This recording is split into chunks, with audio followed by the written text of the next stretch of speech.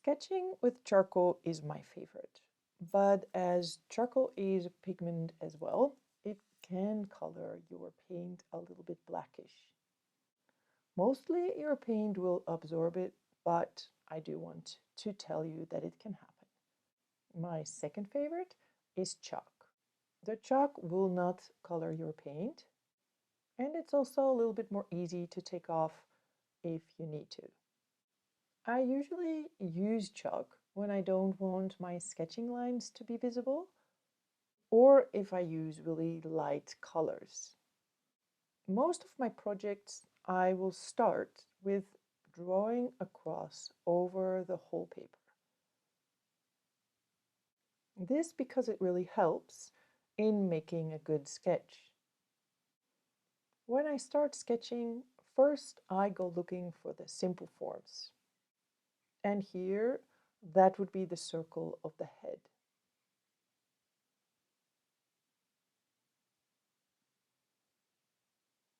It's a little bit an egg form actually, but I'm just gonna call it the circle because I find that a little bit easier. And the circle will cross our cross at 4 points. And I'm gonna put those points first. I actually mostly guess the distances, and it's usually more easy to look for smaller parts on a line. And I think the distance we are looking for is about 1/3. And really, let me tell you, your brain knows how to do this. So trust yourself a little bit. Our first point is about here. Our second point is about 1/4 to the right, about here. For the third one, I will put the middle first.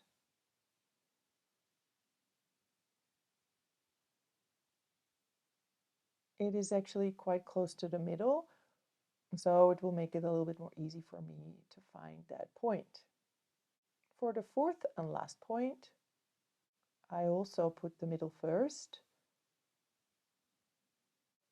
And now I can see that my last point is close to the middle of the middle. If this is all very new to you, don't worry too much about your points.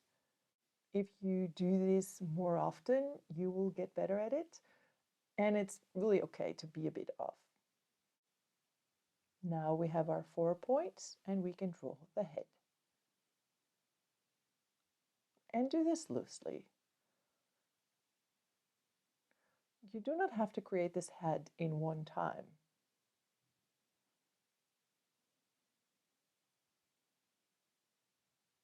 Just kind of make sure it's round and go from point to point. You can do it a few times. Just be sketching. Then we move to the body of the fish. And for that, I put down this point. And to find this point, I will find the point on my horizontal line to relate to. Again, I'm going to put the middle first. And then as we can see, it's very close to that middle point. Now the tail is a little bit above, and I am going to guess that point, like here.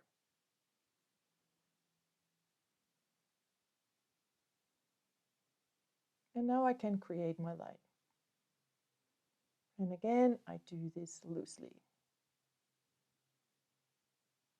To get the end of the tail pointy, my line will have to go back this way.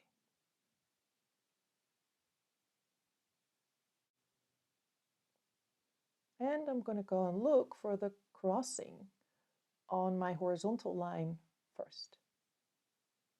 Here I will go look for the crossing of my horizontal line first. And you see here on the drawing that this part is really small. So it is quite easy for me to put a mark on the line here. Now again, this line is pretty much straight, and I'll just put it down loosely. Going down, you can see that the line bends here a little bit. To search for this bending point, I first will find a relating point on my horizontal line. To make it easier for myself, I look for the closest line to relate to. And here I have the circle of the head, and I see that this distance is really easy for me to understand, and I can guess it.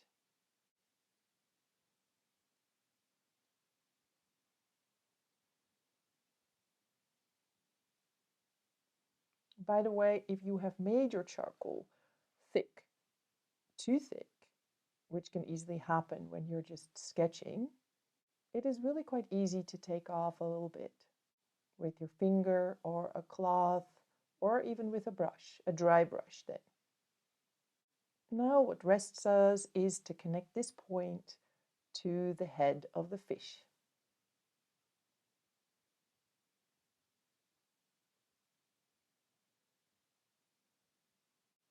Then we go to the upper fin. This fin is like a triangle. It bends a little bit. And the other part, which is attached to it, just kind of wobbles down. The tail of my fish is also two triangles. Do pay attention that the tail is not straight. It's more in the form of half a circle. So I'm going to put that half a circle line first, and it will help me later to create the tail. Something to consider here is the height of the tail fin. And to find the height, I'm first going to find another point to relate to. And that is the fin on its back.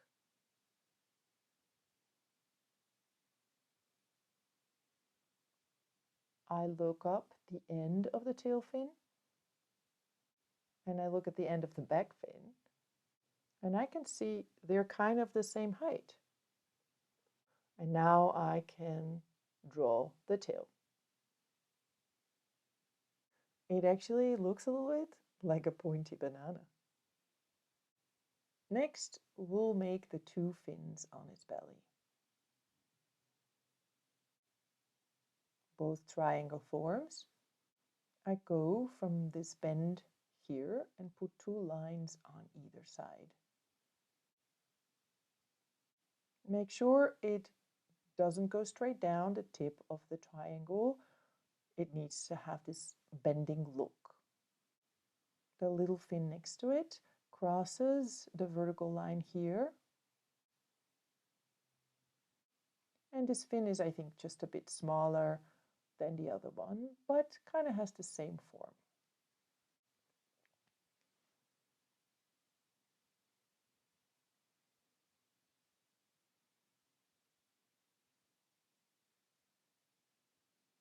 On his head here, we still need to create the gill, which is this line right here. I see a little triangle here, which is most easy for me to relate to and easy for me to guess.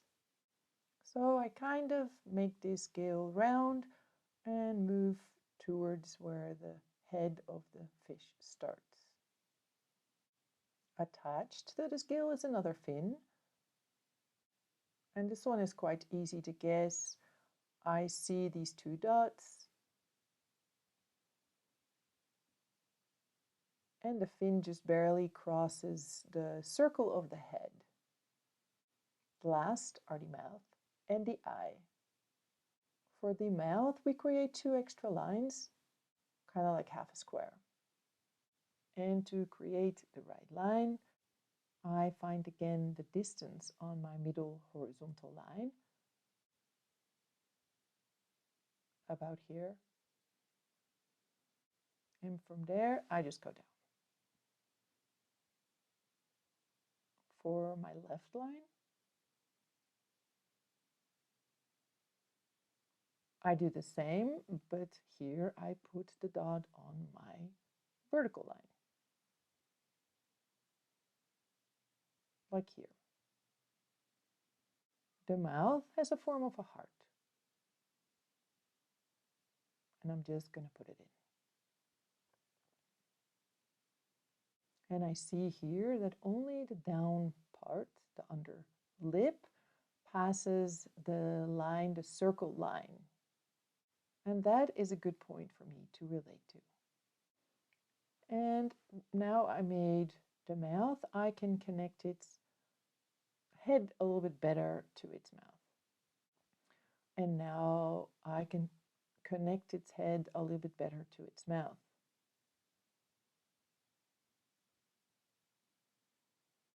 The inside of the mouth, again, is a heart.